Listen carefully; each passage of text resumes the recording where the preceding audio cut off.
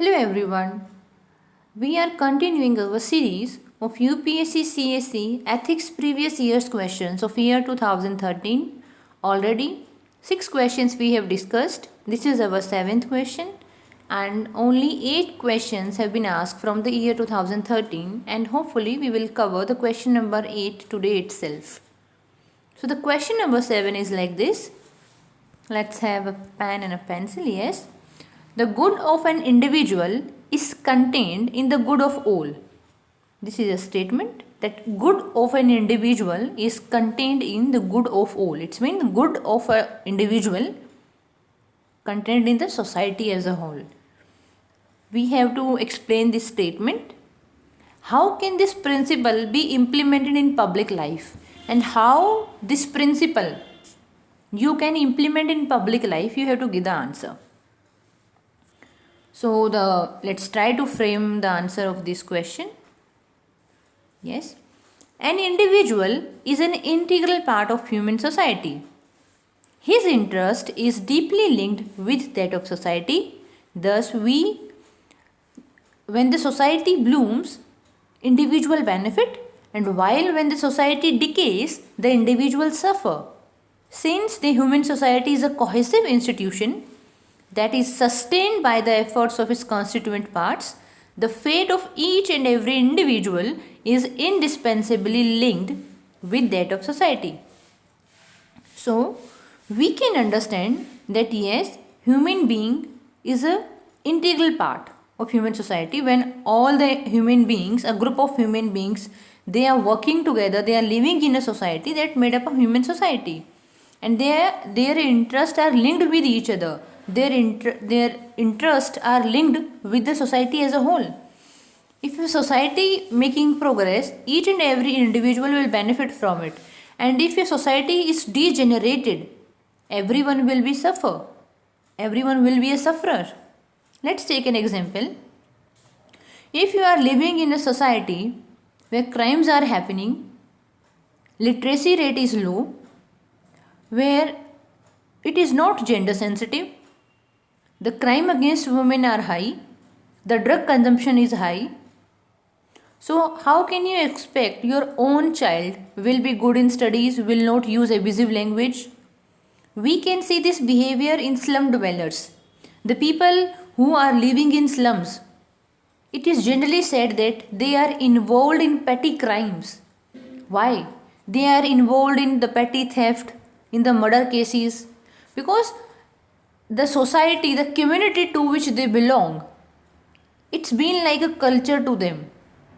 They are so much socialized into that culture of using abusive language, not using their wages, their money properly. So, because of that culture which exists in the slum dwellers, their own kids, their new generation also getting harm because of this culture, because they will also adopt this culture, they will also adopt these habits from their parents because they are socialized into that, and they will also involve in the petty crimes. So degeneration is taking place. Similarly, if a girl child is taking birth in India, Bangladesh, Pakistan, in Asia basically, where it is less gender sensitive in comparison to the Western societies, where equality is much imbibed in the society. So the life chances of the girl which is born in Asia, especially in the patriarchal communities, in the patriarchal societies, life chances are less. Not so much educational opportunities, not much professional opportunities in the comparison of the girl which is born in a society where equality is much imbibed. For example, the Western society. In the Western society, you will find a lot of women are entrepreneurs. They are making the benchmark in different sectors of the industrial sector, in the management sector, the financial sector, and you will find them at higher post also in there, because class ceiling is less prevalent in a society where is much equality is imbibed in the culture. So when we compare these opportunities, when we compare the opportunities of life chances, educational chances, professional chances are high for a girl which is taking birth in a much more liberal society like Western societies. So we can say that fate of an individual is much linked to the society as a whole. It will decide for you to which height you will go, depends upon which society do you belong. Many internal external factors are also there, but when we consider these internal and external factors as constant and just try to drive our answer from the society, from the community as a whole, then we will find that yes, the fate of an individual is much linked to the fate of the society, whether it is degrading, uplifting, or increasing. Yes. So many philosophers have argued that origin of human society itself lies in the need to cooperate between the different individuals. When we go through the anthropology or a sociology, basically the NCERT is also in itself, we find that why society formed, why a community is formed, because it was not possible for an individual to fulfill the all needs, whether it is your sexual desire, whether it is your emotional desire, whether it is your food desires, all the needs that a human being have. The answer is in the collectivity. Initially the group formed, human beings started to live with each other to fulfill their needs, basically the functionality. It was not possible to function all alone. The society is a social mechanism to fulfill the various needs of the human beings and various constituent parts. Thus, the good of individual cannot be separated from the good of the society. Every society have some foundational principles for its members. And such a principle can be implemented in public life only through the education and discipline. It is only when individuals learn to cooperate and respect the right of others, social progress will be there. Thus, education as a mean to bring a transformation in how the people think, it can be very effective. Further, the public culture shall be imbibed with values of cooperation and fraternity. Only when the people have a benevolent attitude toward the brothers, toward the sisters, toward the members of society, can they see themselves as an integral part of society. So basically, the answer is like this, that how we can implement in a public life. In public life, we can implement this principle that we have to go for the good of all. If all good is happening in society, individual will benefit in itself. For example, if we take the example of Bhim Rao Ambedkar, he was an amazing person.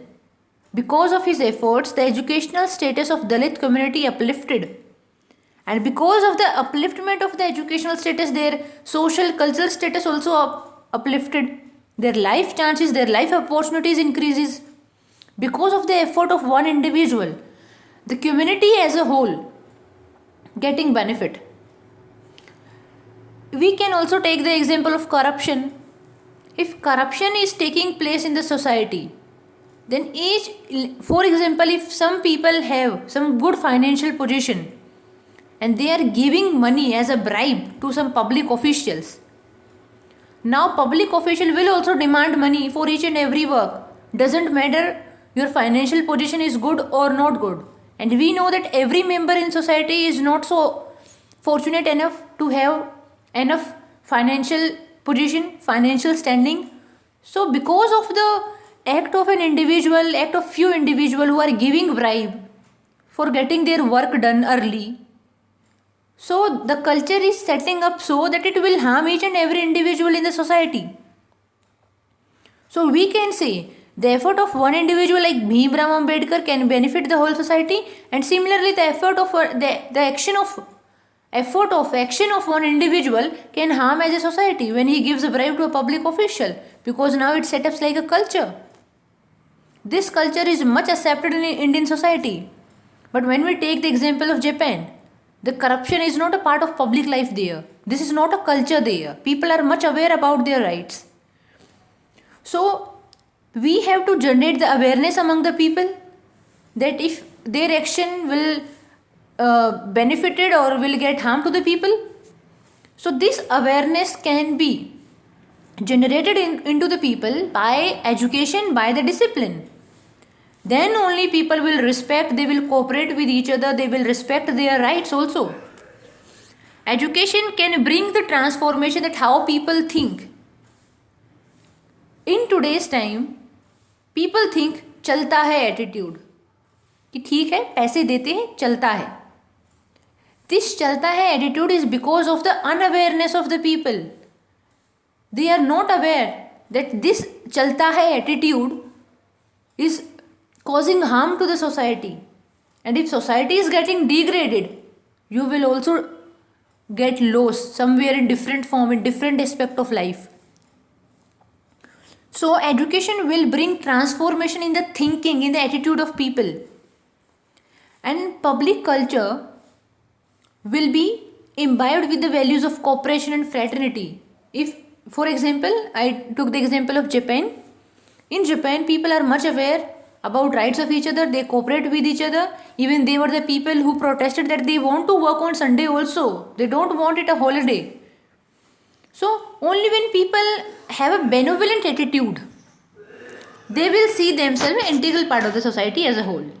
So this is our question number 7, that through the education, through discipline, through the feeling of cooperation, fraternity, we can aware the people that what is good for a society, for an individual, and what is not.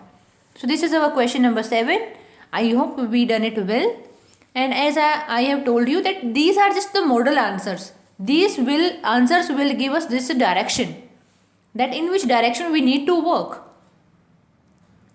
After, we can enrich our answers by going through a deep study. But this is an introduction only. The introduction of ethics through its questions which I have asked by the UPSC. So thank you guys. Have a nice time.